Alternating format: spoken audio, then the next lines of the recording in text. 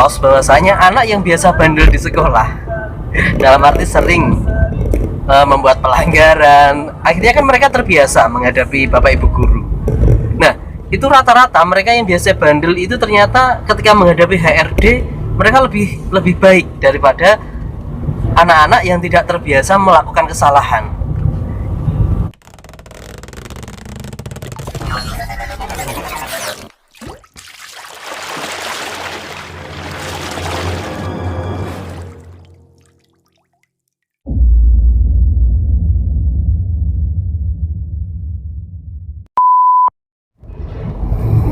Ya, assalamualaikum warahmatullahi wabarakatuh. Selamat pagi semuanya. Karena Pak Nova rekaman ini di pagi hari ya, situasinya juga mendung, sambil nyetir juga. Tapi Pak Nova teringat ini kameranya ada di dashboard ya, jadi mungkin agak tertutup nanti dengan setir dan sebagainya ketika belok. Tidak apa-apa. Yang Pak Nova sedang teringat momen-momen ketika Pak Nova ngajar di SMK, ketika mengantar kakak-kakak SMK, anak-anak SMK untuk mengikuti tes kerja. Ada beberapa kejadian lucu yang tentu saja ini memengaruhi hasil tes kerja mereka. Kejadian-kejadian lucu ini sebenarnya tentang persiapan mereka sendiri, bagaimana menghadapi HRD. Jadi kalau boleh Pak Nova cerita singkat, tahapan-tahapan untuk melamar kerja itu kan biasanya ada 3 tes. Yang pertama tes administrasi, terus tes wawancara kalau lolos, lalu terakhir tes kesehatan. Nah, itu memiliki kelucuan tersendiri. Kelucuannya itu luar biasa.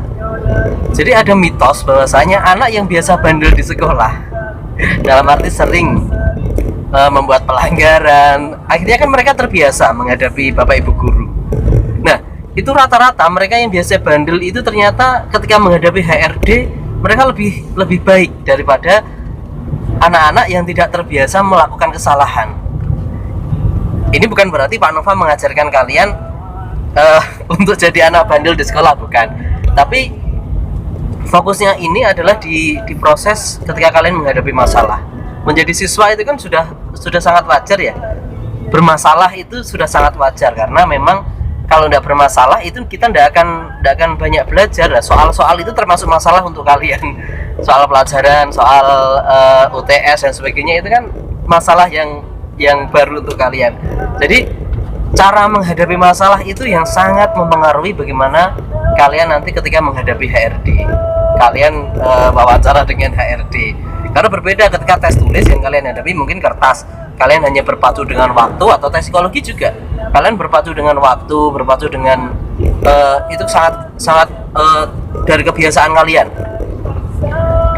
kalian dituangkan dalam sebuah tes. Itu tes psikologi. Tapi ketika kalian wawancara, itu sangat mengandalkan sekali bagaimana kekuatan kalian, kepedean kalian ketika berkomunikasi dengan orang lain. Apalagi ini ada hubungannya atau sangkut pautnya dengan nasib kalian dapat pekerjaan atau tidak. Nah, beberapa teman kalian yang rata-rata memiliki kecerdasan, dianggapnya memiliki kecerdasan ya karena nilainya baik dan sebagainya di kelas penurut, ternyata ketika menghadapi HRD banyak sekali masalah. Ada yang tiba-tiba di tenggorokan ini tercekat, tidak bisa berbicara, padahal hanya ditanyai orang tuanya kerja apa, itu sudah tercekat. Karena apa? Ada gangguan kecemasan, sudah derdek dulu sebelum menjawab pertanyaan dari HRD. Nah, sementara anak-anak yang Pak Nova anggap itu sangat terbiasa bertemu Pak Nova dengan beberapa pelanggarannya, akhirnya mereka terbiasa juga menjawab pertanyaan HRD. Ketika keluar dari ruang HRD, mereka menjawab dengan santai, biasa Pak, pertanyaannya mudah kok, tentang kehidupan sehari-hari aja, tanya orang tua, dulu magang di mana dan sebagainya, itu yang ditanyakan.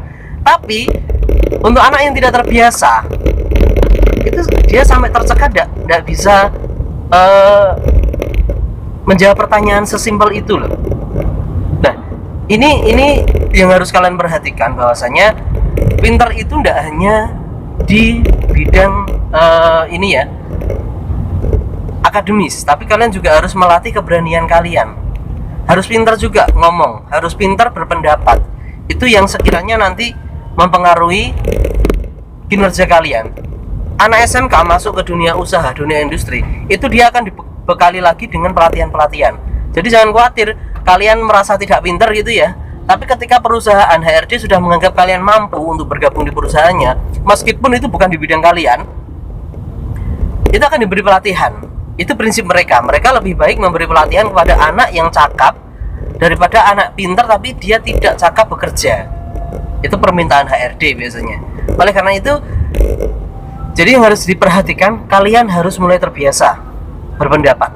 Kalian harus mulai terbiasa mengungkapkan siapa diri kalian. Tidak perlu malu dengan kekurangan yang dimiliki. Ada lagi cerita ketika karena saking nervousnya, jadi di ruangan HRD itu kan kacanya putih ya, semacam di Alfamart, Indomaret dari kaca gitu ya. Karena dia saking nervousnya ya, saking nervousnya dia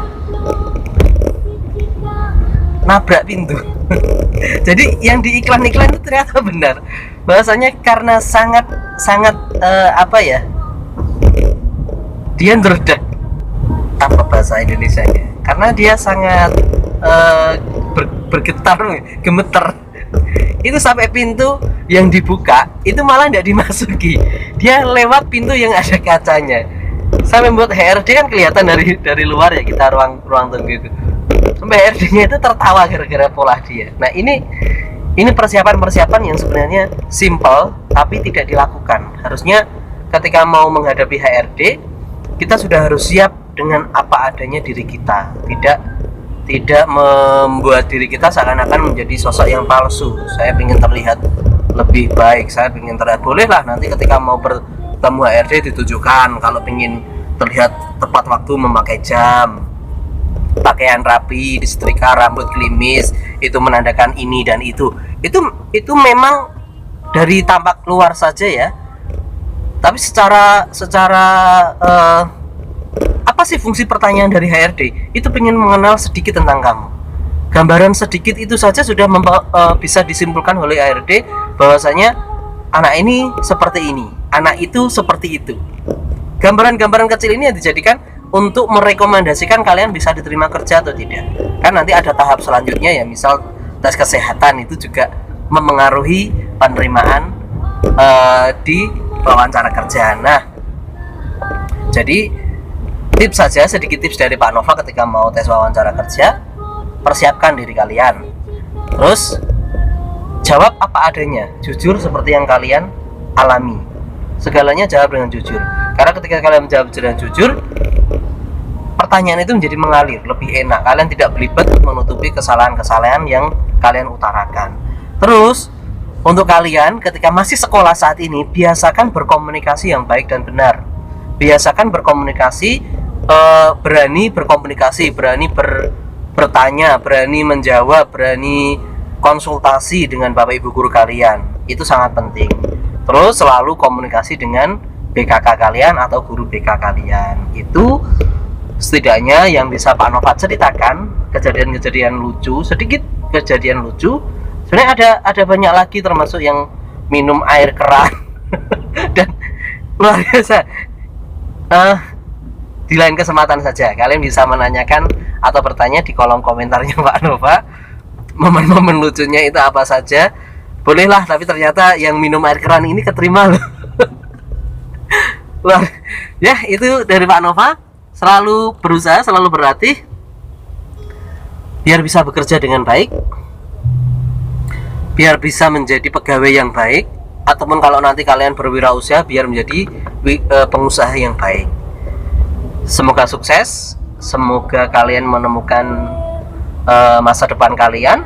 Jalani, fokus. Pak Nova akhiri. Wassalamualaikum warahmatullahi wabarakatuh.